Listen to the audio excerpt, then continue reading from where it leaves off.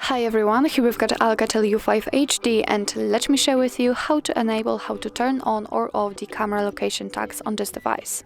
So firstly, before we will enter the camera app and take a photo, I will have to mention about two very important features about which you have to remember if you'd like to make work the location tags properly. So let's unroll the top bar, and the very first thing about which you have to remember is the internet connection. So obviously you can be connected with a Wi-Fi or with your mobile data. It doesn't really matter. The very important thing is to just have the internet connection. Another important thing is to turn on the location. So remember that this feature has to be turned on if you'd like to save the location on the photos.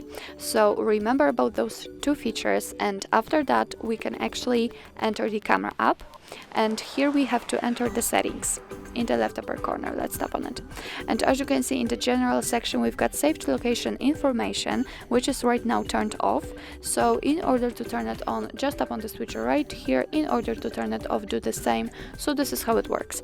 Make sure that this option is turned on, and now we can go back to the camera and check if everything will work fine. So remember the internet connection, location, and here we've got also the settings connected to the location in the camera app.